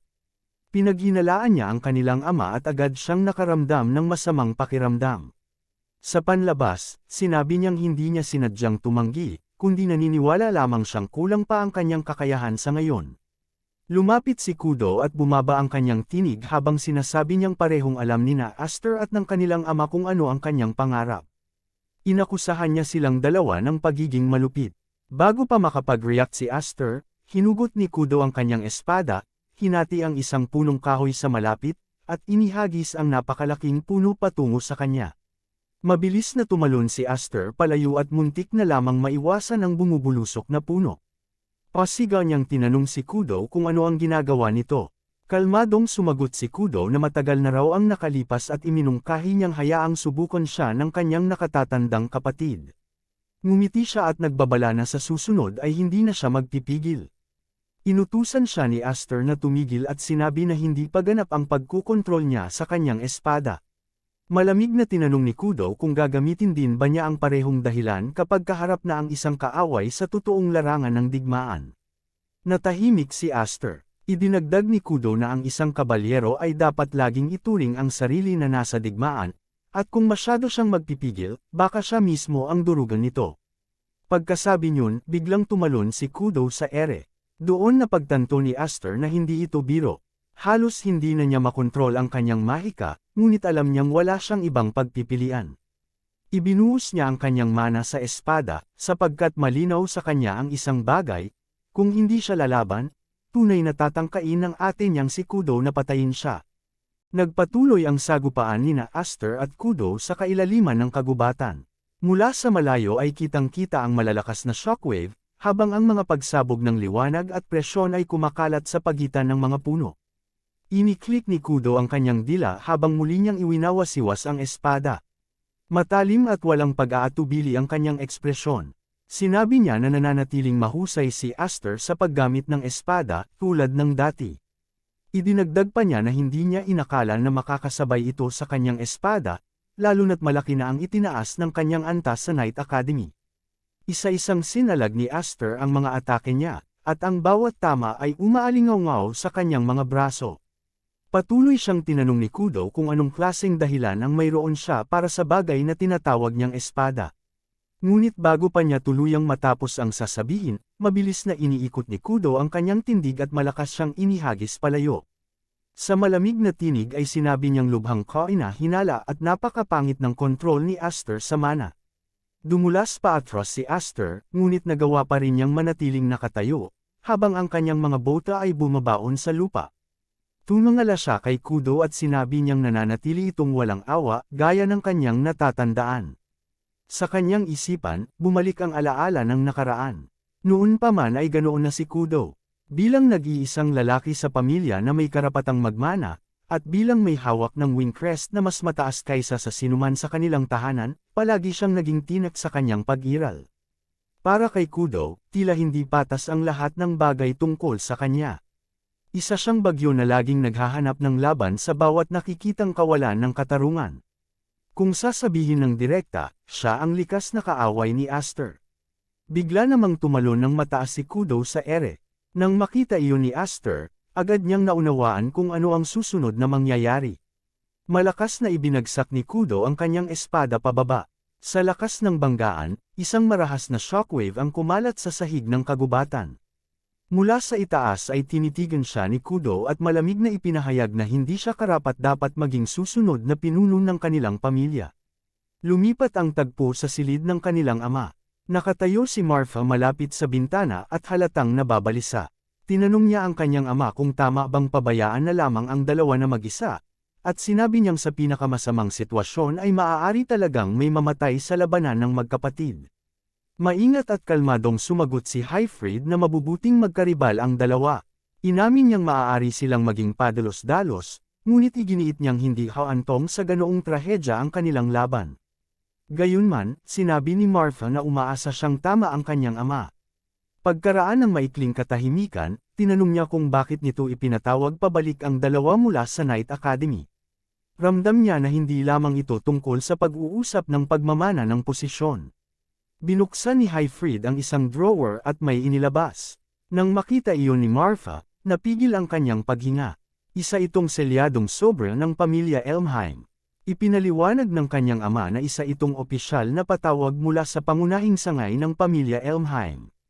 Idinagdag pa niya na tila nais ng matatandang namamahala sa sentro ng pamilya na makita ng personal ang kanilang apo. Mahinang nagtanong si Marfa kung ganoon ba talaga kaseryoso ang sitwasyon. Walang pag-aatubiling sumagot si Hyfried na sa pinakamasamang mangyayari, maaari nilang mawala si Aster. Samantala, nagpatuloy ang laban ni Kudo at Aster sa kailaliman ng kagubatan. Muling nagbanggaan ang kanilang mga espada, at ang mga shockwave ay kumalat sa pagitan ng mga puno. Habang nagpapalitan sila ng mga atake, sinabi ni Aster na dapat na nitong tigilan. Ang pagsasabi ng mga walang kabuluhang bagay. Ipinaalala niya na matagal na niyang tinanggihan ang pagmamana ng posisyon, at alam iyon ni Kudo. Itinaas ni Kudo ang kanyang espada, at bakas sa mukha ang pagkainis. Sumagot siya na iyon mismo ang hindi niya matanggap. Muli niyang ibinagsak ang espada nang may napakalakas na puwersa. Bahagyang nasalag ni Aster ang atake, ngunit napakalakas ng tama, mas mabigat kaysa sa kanyang inaasahan. Pakiramdam niya ay hindi siya nakikipaglaban sa isang eskrimedor, kundi sa isang troll na nagwawasiwas ng napakalaking martilyo. Dinagdagan pa ni Kudo ang lakas ng kanyang atake. Sa huling sandali, iniikot ni Aster ang kanyang palso at ibinaligtad ang talim ng espada, kaya sa lupa bumagsak ang atake ni Kudo. Matalim siyang nagtanong kung handa na ba itong makinig sa kanya. Bahagyang ngumiti si Kudo at tinanong kung tumatakas na ba siya. Sa sumunod na sandali, pinakawalan niya ang kanyang lakas ng walang pagpipigil. Tumilapon si Aster sa gilid at bumagsak sa isang puno. Nabiyak ang balat ng kahoy sa likuran niya habang siya'y umubo ng dugo, at nanlaki ang kanyang mga mata sa hindi makapaniwala. Tinitigan siya ni Kudo at malamig na sinabi na kung espada lamang ang kaya niyang iwas-iwas, ikatlong antas lamang siya. Idinagdag pa niya na kahit ang mga marunong gumamit ng mana ay ikalawang antas lamang. Ayon sa kanya, ang tunay na unang antas ay yaong ganap na nakapagsanib ng espada at mana. Tumigas ang kanyang ekspresyon habang sinasabi niyang labis siyang nadidismaya kay Aster.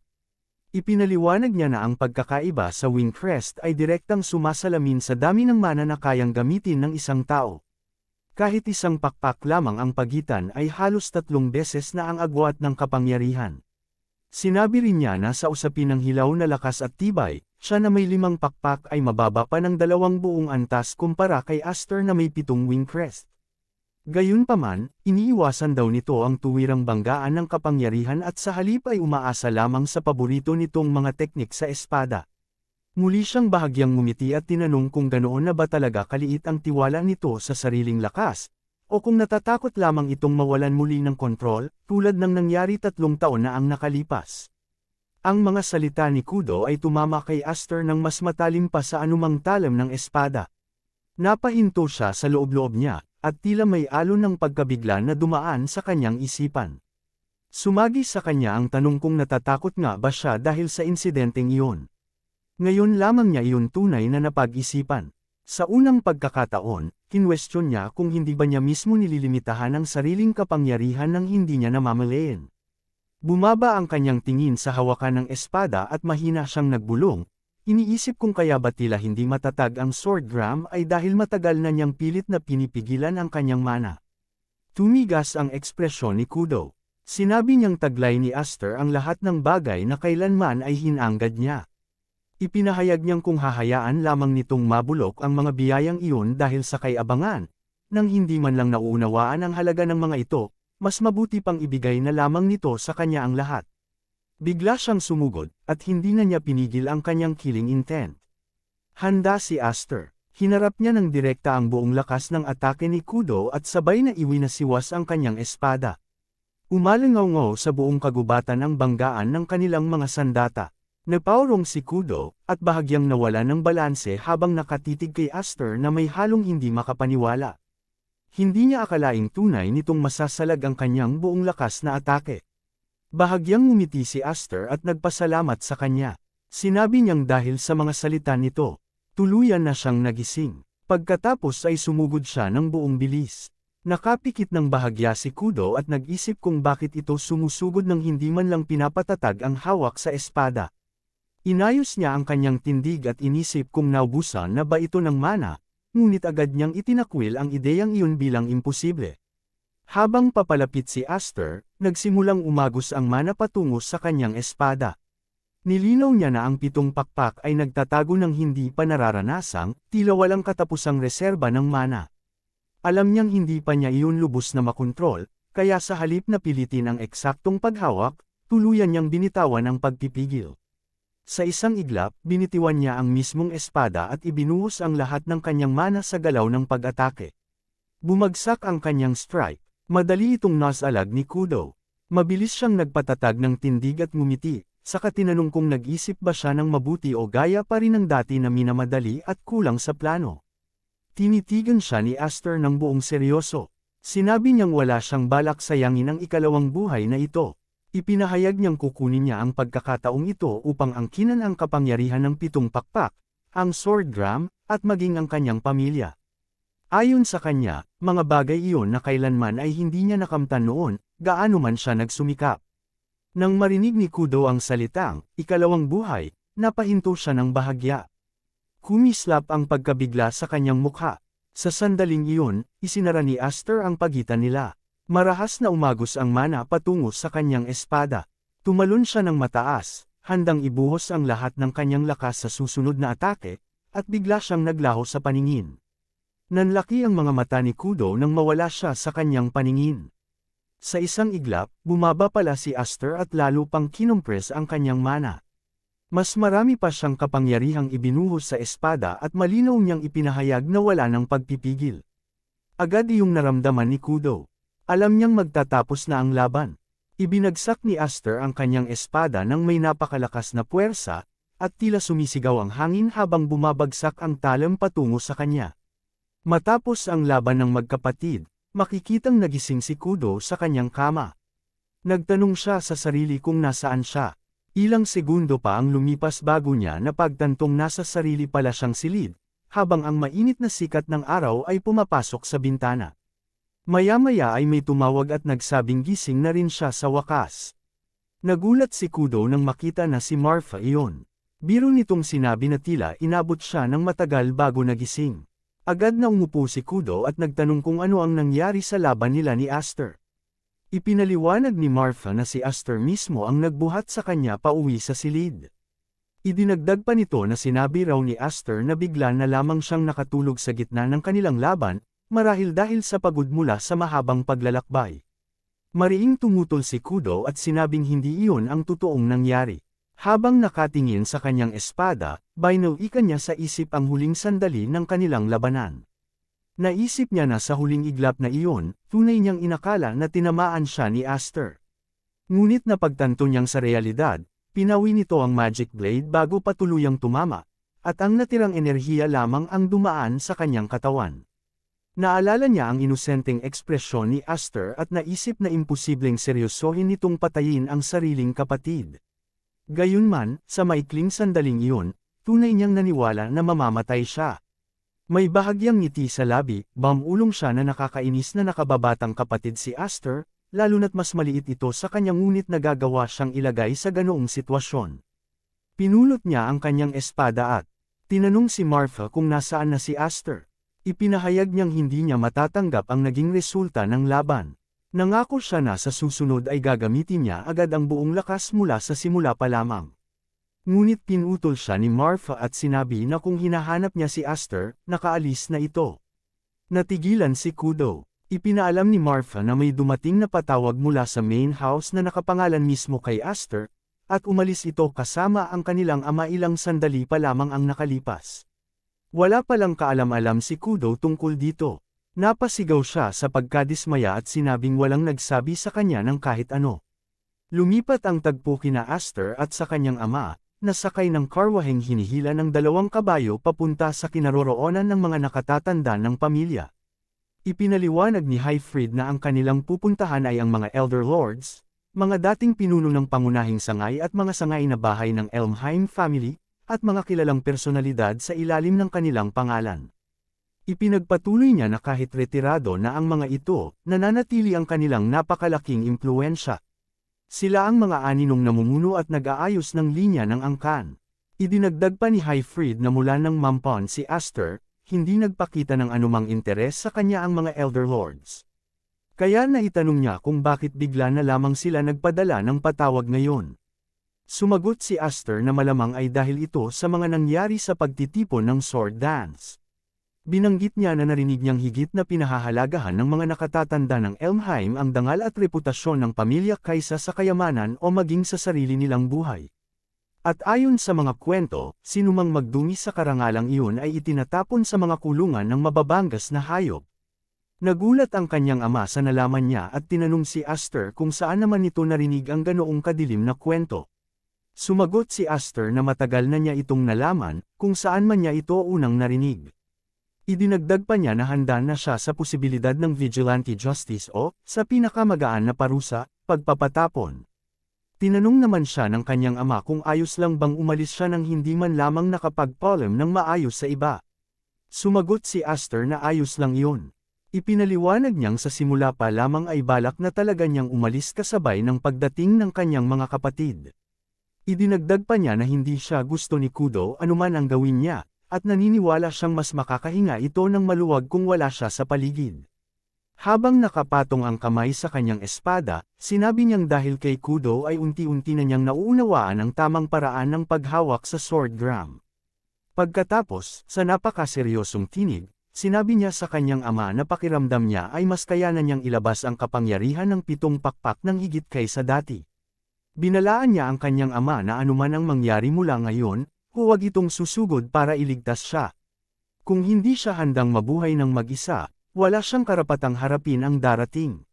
Magsasalita pa sana ang kanyang ama nang bigla silang maputol ng isang sigaw. May nagtanong kung ano ang ibig niyang sabihin na mag-isa siya. Pinagsabihan siya ng tinig na huwag umasta na parang napakataas niya, gayong siya ang bunso. Si Kudo iyon. Halatang nagulat ang mag-ama nang makita siya roon. Bigla niyang binuksan ang pinto ng karwahe, umakyat sa loob, at malakas na tinanong kung talagang akala nito ay maaari na lamang siyang tumakbo palayo nang hindi nagsasabi ng anuman. Pinagsabihan niya si Aster at tinawag itong malupit dahil umalis nang hindi man lang nagpaalam sa nakatatandang kapatid. Ipinaliwanag niya na narinig niyang ipinatawag si Aster ng matatanda mula sa main house. Binanggit din niya na kahit siya at si Marfa ay hindi pa kailanman natawag ni isang beses. Nagsalita si Highfried at kinilala ang pag-unawa ni Kudo, ngunit iginiit niyang hindi niya ito maaaring isama sa main house. Sumagot si Kudo na alam niyang ipinatawag silang magkapatid pabalik upang bantayan ang kanilang lupain habang wala siya. Nauunawaan niya ang kanyang tungkulin. Ngunit ayon sa kanya, ang ganitong klaseng patawag ay nangangahulugang mapanganib ang sitwasyon at nangangailangan ng matinding pag-iingat. Ipinaalala rin niya ang sinabi ni Marfa na may posibilidad na hindi na makabalik si Aster. Sinubukan ni Aster na pagaanan ang usapan at sinabing tila pinalalaki lamang nila ang sitwasyon. Pupunta lamang siya roon upang makipagkita at makipag-usap. Ngunit sa loob-loob niya, inamin niyang ibang usapin kung makababalik ba siya ng ligtas. Matapos ang maikling katahimikan, sinabi ni Kudo na totoo namang hindi niya gusto si Aster.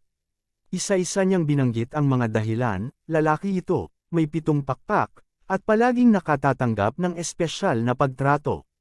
Idinagdag pa niya na kinaiinisan niya ang katotohanang mas malakas ito kaysa sa kanya, ang sarili nitong nakatatandang kapatid, at ang paraan ng pagdadala nito sa sarili na tila mas matanda pa sa kanya kahit bunso ito. Ngunit kahit ganoon, sinabi niyang pamilya pa rin niya ito. Gaano man ito kalakas o amateur, nananatili itong kanyang nakababatang kapatid. Tumayo siya at matatag na inutusan si Aster na bumalik ng maayos sa kanilang tahanan upang muli silang maglaban. Idineklara niyang hindi niya hahayaang manalo ito at pagkatapos ay basta na lamang tumakbo palayo. Pagkasabi noon, bumaba siya ng karwahe at umalis. Napaisip si Aster kung ano nga ba ang dahilan ng pagpunta nito roon kung ganoon din lang ang sasabihin. Napansin naman ng kanyang ama na isa talagang mahusay na karibal si Kudo. Bahagyang ngumiti si Aster at tahimik na nagpasalamat sa kanyang kapatid. Nangako siya sa sarili na tiyak na siya ay babalik. Sa wakas, dumating sina Aster at ang kanyang ama sa harap ng engranding lupain ng pangunahing sangay ng Elmheim family. Matatag na nakatayo ang matatayog na tarangkahan, at sinalubong sila ng mga sundalo ng may pormalidad. Isa sa mga bantay ang nagsabi kay Hyfried na naghihintay na sa loob ang kanilang Panginoon. Kalmadong sumagot si Hyfried na hindi na nila kailangan ng gabay dahil kabisado na niya ang daan. Ngunit mariing iginiit ng sundalo na hindi iyon maaari. May utos siyang samahan mismo ang dalawa. Hindi nakaligtas kay Aster ang bahagyang pagbabago ng tono ng bantay. Agad niyang naunawaan na hindi sila ipinatawag para sa isang mainit na pagtanggap o simpleng pagbabalik. Bahagya siyang ngumiti, kaya pala ganoon ang mangyayari. Habang nakatanaw siya sa malawak na lupain ng Elmheim, dinapuan siya ng matinding nostalgia. Matagal na mula nang huli siyang tumapak sa lugar na minsan niyang tinawag na tahanan. Naglakad sila sa pangunahing pasilyo. Mula sa bukas na patio, umalangaw-ngaw ang tunog ng nagbabanggang mga espada. Sa training arena, masidhing nagsasanay ang mga batang kabalyero. Tahimik na nagsalita si Hyfried habang naglalakad sa tabi niya. Sinabi nitong malamang ay nauunawaan na ni Aster ang sitwasyon.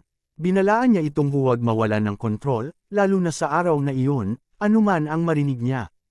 Kalmadong sumagot si Aster na nakadepende iyon sa kung paano kikilos ang kabilang panig. Mahinang bumantong hininga si Hyfried at humingi ng paumanhin. Sinabi niyang ang mas mahirap na bahagi ay hindi pa dumarating. Inutusan niya si Aster na makinig ng mabuti dahil ang taong kanilang haharapin ay. Ngunit napako ang pansin ni Aster sa arena. Hindi niya namalayang hinanap niya roon si Deres. Wala ito sa lugar, ang kapatid lamang nito ang naroon. Nagpatuloy si Hyfried sa babala. Sinabi niyang kung madudurog ang dominanteng kamay ni Aster, mahihirapan itong makabalik sa normal na buhay anumang oras. Doon natauhan si Aster. Tinanong siya ng kanyang ama kung nakikinig ba siya. Medyo kabado ngunit agad siyang sumagot na oo, syempre. Bago pumasok sa panloob na silid, kapwa nila isinuko ang kanilang mga espada sa mga bantay. Tahimik na sinabi ni Aster sa sarili na sa araw na iyon ay mananatili siyang kalmado. Kahit si Kudo ay nagbilin sa kanya na bumalik siya ng maayos. Bumukas ang malalaking tarangkahan at inihayag ng sundalo ang kanilang pagdating. Sa loob ng malawak na bulwagan ay nakaupo ang 5 matatandang lalaki, ang tunay na mga tagasunod ng Elmheim family, ang mga namumuno sa likod ng mga namumuno. Ang matandang lalaki sa gitna ang unang nagsalita. Matanda na ang kanyang tinig ngunit mabigat at puno ng awtoridad. Binanggit niyang sa wakas ay dumating na si Aster at tila nagmuni kung mahigit 10 taon na ba ang nakalipas. Tinawag niya itong kanyang apo. Agad na lumuhad si Hyfried sa isang tuhod at magalang na yumukod. Inamin niyang matagal na nga mula nang huli silang magkita at tinawag ang nakatatanda sa pangalang Zenith. Sumunod si Aster at yumukod din. Mabigat ang hangin sa loob ng silid. Alam niya kung sino ang nakaupo sa harapan niya, ang halimaw na nagkukubli sa mga anino ng pamilya. Si Zenith Elmheim, ang ika-6 na pinuno ng pangunahing sangay. Ang mga matatandang nakapaligid dito ay ang pinakama-impluwensyang lider sa ilalim ng kanilang pangalan. Nakilala pa ni Aster ang ilang mukha mula sa pagtitipon ng sword dance. Ngunit may isang taong wala roon, si Roderick. Napansin ni Zenith ang bahagyang pagkalito ni Aster at mahinahong nagsalita.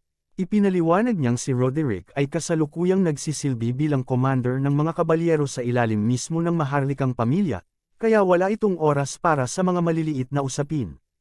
Ang mga gawaing administratibo ay iniwan sa matatandang nanatili. Sa loob-loob ni Aster, napaisip siya. Sa kanyang nakaraang buhay, hindi man lang siya nabigyan ng pagkakataong humarap sa taong ito. Noon ay hindi niya ito pinansin, ngunit ngayon, sa dami ng mga makapangyarihang opisyal na nagtipon kahit wala ang kasalukuyang pinuno, malinaw na kahit retirado na si Zenith ay nananatili pa rin ang napakalakas nitong impluwensya. Maingat na nagtanong si Hyfried kung ano ang ibig sabihin ng tinutukoy na maliliit na usapin. Isang malamig at mapanganib na ngiti ang sumilay sa labi ni Zenith. Sinabi nitong alam na ni Hyfried ang sagot. Tumigas ang kanyang boses nang banggitin ang Sword Dance Festival. Ayon sa kanya, ang alagang aso ni Hyfried ay nagdulot ng malaking kahihiyan roon. Agad na naunawaan ni Aster na iyon ang pakay nila. Magalang na ipinaliwanag ni Hyfried na kung ang tinutukoy ay ang insidente sa pista, personal nang inayos ng kasalukuyang pinuno na si Roderick ang usapin at idineklara na itong tapos na. Ngunit malamig na itinanggi iyon ni Zenith. Ayon sa kanya, palabas lamang iyon para sa publiko. Hindi nito nabura ang katotohanang nadungisan ang pangalan ng Elmheim. Idinagdag pa niya na mula pa sa simula ay mali na ang pag-ampon ng batang may hindi malinaw na pinagmulan bilang tagapagmana. Kung nanatili lamang itong tahimik at walang ginagawa, maaari pa sana nila iyong pinalampas. Ngunit kung maglalakas loob itong magpakita ng pangil laban sa pangunahing sangay, ibang usapan na iyon. Ayon kay Zenith, hindi maiiwasan ang pagpapatapon, at hindi rin makaliligtas si Hyfried sa nararapat na parusa. Agad na tumayo si Aster at nakiusap na sandali silang maghintay. Ipinahayag niyang siya lamang ang may kagagawan ng lahat at walang kinalaman ang kanyang ama. Ngunit nanatiling tahimik si Hyfried. Nang makita ni Aster ang kalmadong tindig nito, unti-unti rin siyang tumahimik. Muling nagsalita si Zenith at binanggit na tila hindi nga napalaki ng maayos ang bata. Isa pang matandang nakaupo ang matalim na nagsabi na hindi katanggap-tanggap para sa isang bata ang sumingit sa usapan ng mga nakatatanda. Dahan-daang tumayo si Zenith Elmheim mula sa kanyang upuan. Sa presensya pa lamang niya ay nagbago na ang bigat ng hangin sa buong bulwagan. Sinabi niyang sa ilalim ng pangalan ng Elmheim family ay may 12,000 kabalyero. Ipinagmamalaki ng mga ito ang apelyidong Elmheim, ngunit hindi sila iisa ang kaisipan. May ilan sa kanila na palaging nakatingin sa pinakamataas na pwesto, naghihintay ng anumang senyales ng kahinaan. At ayon sa kanya, ang ambisyong iyon ay umaabot maging sa ilang nakatatandang naruroon sa silid. Isa-isa siyang humakbang pasulong. Ang tanging nais lamang nila, aniya, ay kapayapaan ng isip. At walang kasiguruhan na hindi magiging sanhi ng kapahamakan si Aster para sa Elmheim. Pagkatapos ay may iniabot na espada sa harap ni Hyfried. Saglit itong natigilan. Malamig na pinaalalahanan siya ni Zenith tungkol sa nakaraan, ang araw na nabigo siyang protektahan ang kanyang Panginoon at nadungisan ang pangalan ng Elmheim. Sa mismong lugar na iyon, inutusan niya noon si Roderick na putulin ang kanang braso ni Hyfried bilang parusa. Tumigas ang tingin ni Zenith. Sa pagkakataong ito, inutusan niya si Hyfried na patunayan muli ang kanyang katapatan sa pamamagitan ng pagpugot sa ulo ng batang nasa harapan nila. Napigil ang paghinga ni Aster. Bumigat ang katahimikan sa silid. Magalang ngunit matatag na tumanggi si Hyfried. Sinabi niyang mas pipiliin pa niyang kitilin ang sariling buhay kaysa patayin ang sarili niyang anak. Ang mga salitang iyon ay tumama kay Aster nang mas masakit pa sa anumang talem. Sandaling nanahimik si Zenith, sa kamarahang tinapik ang kanyang baston sa sahig. Kaagad na hinugot ng mga sundalong. Nakapaligid ang kanilang mga espada. Ipinahayag ni Zenith na kung ganoon ang desisyon, mamamatay sa araw na iyon si Highfried, ang kanyang asawa, ang kanyang mga anak na babae, at ang batang nakatayo roon. Bubuwagan ang Viscount House. Sumugod ang mga sundalo, itinutok ang mga talim sa leeg ni na Aster at Highfried. Napuno ng matinding killing intent ang buong silid. Ngunit nanlamig ang ekspresyon ni Aster. Direkta niyang tinawag si Zenith at tinanong kung bakit ang dakilang ninuno ng Elmheim ay labis na natatakot. Agad nagbago ang anyo ng matanda. Nagpatuloy si Aster at sinabi na nakakaawa ang mga matatandang nagtipon-tipon dahil sa takot sa isang batang tulad niya. Kung natatakot silang makagat ng sarili nilang aso, malaya silang pumili ng pagpapatapon o pagbitay para sa kanya. Ngunit kung maglalakas loob silang galawin ang kanyang pamilya, nanlaki ang mga mata ni Highfried. Alam niya kung ano ang susunod na mangyayari. Dahan-daang niluwagan ni Aster ang kwelyo ng kanyang damit at binuksan ang harap nito. Mahina siyang humingi ng paumanhin sa kanyang ama, inamin na hindi siya magaling manahimik. Sa harap ng lahat, natigilan ang mga sundalo. 7 marka ang lumitaw sa likod ni Aster, 7 pakpak. Sumabog palabas ang enerhiya sa kulay pula at itim. Niyanig ng kapangyarihan ng buong bulwagan.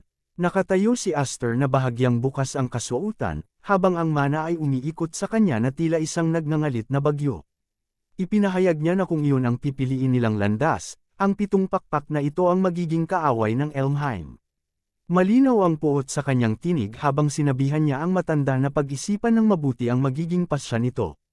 Matapos lumitaw ang 7 pakpak sa likod ni Aster, nabalot ng matinding pagkabigla ang buong bulwagan ng mga maharlika. Marami ang hindi makapaniwala, habang ang ilan naman ay lantaran ng inggit at galit sa kanilang mga mukha. Sa isang iglap, naging mabigat at magulo ang kapaligiran.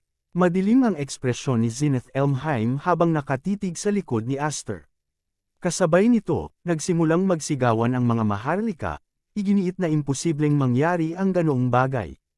Nakilala nila ang kanilang nasasaksihan, at lalo silang nabigla nang mapagtantong kamukha iyon ng sagisag ng 7 pakpak. Agad kumalat ang pagdududa, may ilan na nagtanong kung maaaring peke ang marka, ngunit naalala rin nila na sa loob ng daan-daang taon, wala ni isang tao ang nagkaroon ng ganoong tanda sa katawan. Sa halip na malinawan, lalo lamang silang nalito at nagalit. Gayunpaman, malinaw at hindi may kakaila ang crest sa likod ni Aster. Wala silang magawa kundi tanggapin ang nakikita ng kanilang mga mata. Halatang galit na galit, ibinaling ni Zenith ang pansin kay Aster at mahigpit na tinanong kung nauunawaan ba nito ang kahulugan ng ipinapakita niya. Sa tono pa lamang nito ay ramdam na mas malalim ang kahalagahan ng sagisag kaysa sa inaakala ng karamihan. Sa kabila ng tensyon, hinarap sila ni Aster ng may kumpiyansang ngisi.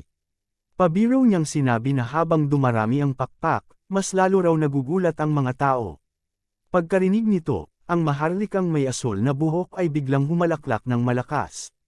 Nagtaka ang maharlikang may blonde na buhok at ang iba pang naruroon, at napatingin sa kanya nang hindi makapaniwala. Patuloy itong tumatawa bago magalang na humingi ng paumanhin at hinikayat si Aster na ipagpatuloy ang kanyang sasabihin. Samantala, puno ng galit, sinimulan ni Zenith na ipaliwanag ang katotohanan tungkol sa sagisag ng pakpak habang matalim ang tingin kay Aster. Ayon sa kanya, ang wing emblem ay orihinal na isang organ na nilikha upang makalikha ng kapangyarihang mahika, isang kapangyarihang minsang ibinahagi ng mga espiritu sa mga tao noong sinaunang panahon. Sa paglipas ng mga henerasyon, ipinasa ng mga tao ang kapangyarihang iyon mula magulang patungo sa anak. Habang tumatagal, lalo itong lumalalim at lumalakas. Ngunit sa kabila ng mahabang kasaysayan ng kanilang lahi, wala ni isang umabot sa antas ng 7 pakpak. Dagdag pa ni Zenith, ang tanging kilalang exception sa patakarang ito ay ang Winged Clan, ang sinaunang ninuno mismo ng mga espiritu. Nang marinig iyon, napuno ng galit si Aster. Tinanong niya kung ang ibig bang sabihin ng matanda ay kabilang siya sa mismong lahi ng mga espiritu. Kalmadong sumagot si Zenith Elmheim na kung tunay ng totoo ang 7 pakpak ni Aster, hindi malayong may ganoong posibilidad. Nanatiling tahimik ang Viscount habang nakikinig. Maingat niyang inunawa ang bawat salitang binitiwan ng kanyang anak, ngunit wala siyang ipinakitang agarang reaksyon. Pagkatapos, hinarap ni Aster ang lahat ng maharlikang naruroon sa bulwagan. Matatag niyang ipinahayag na siya ay anak ng Viscount House. Gayunman, nilinaw niyang sa puntong iyon, hindi na mahalaga ang kanyang pinagmulan.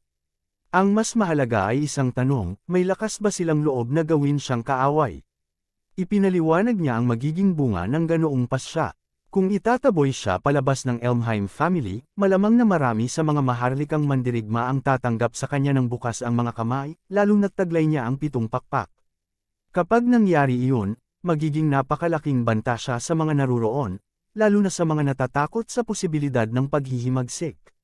Mula sa pananaw ni Aster, mas makabubuti para sa kanila na panatilihin siyang malapit kaysa itulak palayo. Pagkatapos ng lahat, ang sagisag ng 7 pakpak ay maaaring maging simbolo na mas makapangyarihan pa kaysa kay Duke Roderick mismo. Sa tapang ng kanyang mga sinabi, muling natigilan ang buong bulwagan. Nanlaki ang mga mata ng mga maharlika habang unti-unting nauunawaan ang bigat ng kanyang pahayag. Samantala, sa loob-loob ni Aster, binalika niya ang sinabi kanina ng matanda, na ang Elmheim ay hindi iisang nagkakaisang puwersa. Alam niyang balang araw ay magkakaroon ng paghihimagsik. Isang malawakang digmaang sibil ang sasabog at madadami ang buong bansa. Alam niya ito dahil minsan na niyang nasalayan ang hinaharap na iyon. Para sa sarili niyang kaligtasan at para sa Viscount House, nais niyang malaman sa mismong sandaling iyon kung sino ang magiging kaaway at sino ang maaaring maging kakampi. Kahit pa mga hulugan iyon ng pagharap sa panganib, handa siyang tanggapin ang mga iyon. Muling nagsalita si Zenith at tinanong kung talagang naniniwala si Aster na ganoon kalaki ang kanyang halaga. Para kay Zenith, wala pa ring patunay na tunay nga ang 7 pakpak. Walang pag-aatubiling sumagot si Aster na kung talagang naniniwala silang walang patunay, maaari na lamang nila siyang patayin agad. Sa sandaling gawin nila iyon, magsisimula ang digmaan sa pagitan niya at ng lahat ng naruroon. Pagkarinig sa matitinding salita ni Aster, tinugon siya ni Zenith Elmheim ng malamig at mapanganib na titig. Direkta siyang tinitigan nito, na tila handang pumatay anumang oras. Mahigpit na ikinuyom ni Aster ang kanyang kamao. Sa loob-loob niya, alam niyang napakadaling patayin ang isang tulad niya sa sandaling iyon. Ngunit naisip din niya na kung magiging seryoso talaga ang Elmheim family sa sitwasyong ito, hindi magiging ganoon kasimple ang kahihinatnan. Sa gitna ng mabigat na katahimikan, inisip niya kung anong pasya ang gagawin ng mga ito, at kung kakagatin ba nila ang pain na inihagis niya. Habang nananatiling tensyonado ang bulwagan, biglang nagsimulang pumalakpak ng may pangungutya si Count Maze. Bahagya itong tumawa at tumayo mula sa kanyang upuan. Ayon sa kanya, tila paikot-ikot lamang ang usapan. Humarap siya kay Zenith at iminungkahi na ngayon ay bigyan muna ng isang pagsubok si Aster. Nabigla ang maharlikang blonde at may katabaan, at agad na tinawag si Count Maze ng may pagkalito. Ngunit nanatiling kalmado si Count Maze. Ipinaliwanag niyang malinaw na nais ng lahat na masaksihan ang kapangyarihan ng 7 pakpak. Ayon sa kanya, hindi pa huli ang lahat upang magpasya kung ano ang gagawin kay Aster matapos nilang makita mismo ang lakas nito. Dagdag pa niya, ang lugar na iyon ay ang mansyon ng kilalang martial clan sa buong mundo. Dahil sa reputasyon nito, tiyak na may nakahandang 1 o 2 angkop na pagsubok sa loob ng mansyon. Habang nakikinig, inulit ni Aster sa isip ang pangalan ng nagsasalita at napagtantong ito si Count Maze. Bahagyang sumili ang ngiti sa kanyang labi nang may maunawaan siya. Walang duda, ang taong iyon ay isang kakampi. Narinig ni Zenith Elmheim ang mungkahi ni Count Maze at tumawa siya ng mahina. Sumang-ayon siya sa panukala at inutusan ang lahat na sumunod sa kanya. Kasabay nito, nagbiro siya na tungkulin din ng isang matanda na turuan ng leksyon ang apong hindi marunong magsalita ng maayos. Di nagtagal, nagtungo silang lahat sa lugar ng pagsubok. Madilim at mabigat ang atmosfera roon, na tila may nakasabit na panganib sa hangin. Sa harap nila ay nakatayo ang isang malaking kulungang bakal. Ipinaliwanag ni Zenith kung ano ang nasa kabila nito. Ayon sa kanya, sa ilalim ng kadiliman ay may isang underground bunker na konektado sa mga daluyan ng tubig. Orihinal itong itinayo bilang evacuation shelter para sa mga emerhensya. Ngunit sa kasalukuyan, may isang halimaw na may kapangyarihang mahika ang nakakulong doon. Ibinahagi niya ang mekanismo ng pagsubok, simple lamang ang tuntunin. Kailangang talunin ni Aster ang nilalang na iyon. Ang resulta ng laban ang magsisilbing batayan ng kanilang magiging pasya. Sa tabi nila, nagsalita ang Viscount na halatang may inis sa tinig. Sinabi niyang ang taong pinag-uusapan ay naging pasanin, isa raw na puro iyak at sigaw lamang ang ginawa. Kahit ilang beses nang pinaalalahanan na itago ang tungkol sa 7 pakpak, umabot pa rin sa ganitong sitwasyon. Walang pag-aatubili kinuha ni Aster ang kanyang espada. May kumpiyansang ngiti sa labi, nagsimula siyang maglakad patungo sa kulungan. Ipinaliwanag niyang ang isang bagay na kapansin-pansin gaya ng 7 pakpak ay hindi mitatago habang buhay. Para sa kanya, ito na ang tamang pagkakataon. Bago siya tuluyang bumaba, nagbigay ng huling babala ang Viscount, huwag daw siyang magpapabaya. Hinawakan ni Aster ang nakabiting kadena at bahagyang natawa habang unti-unting ibinababa ang sarili sa dilim. Sa mahinahong tinig, sinabi niyang papasok na siya. Habang bumababa, napalingon sandali ang kanyang mga mata kay Count Maze. Pinagmasdan siya nito ng may malinaw na aliw, masusing inoobserbahan ang sitwasyon. Sa tulong ng kadena, tuluyang nakarating si Aster sa ibaba. Tumingin siya sa paligid ng madilim na espasyo at nagkomento na inaasahan na niyang madilim iyon, ngunit hindi sapat para tuluyang wala siyang makita. Biglang nanlaki ang kanyang mga mata. Sa hindi kalayuan, may isang pugot na ulo na nakahandusay sa sahig, ang ulo ng kanyang pinsan. Mula sa itaas, malamig na nagsalita si Zenith. Binanggit niyang binigyan pa niya ng pagkakataon ng lalaking iyon na linisin ang kanyang pangalan. Ngunit hanggang sa huli, puro iyak at sigaw lamang ang ginawa nito, kaya naging mahirap pang panoorin ang naging wakas. Binalaan niya si Aster na huwag din siyang bigwon. Habang patuloy na minamasdan ang paligid, napansin ni Aster ang halimaw na naroon. Nilalamon nito ang natitirang katawan ng kanyang pinsan. Ilang sandali lamang, ibinaling ng nilalang ang pansin kay Aster. Sa isang malakas at galit na sigaw, sumugod ang halimaw patungo sa kanya ng buong bilis. Mabilis na naghanda si Aster, mahigpit na hinawakan ang espada at inihanda ang sarili sa laban. Mula sa itaas, formal na inihayag ni Zenith ang pagsisimula ng pagsubok.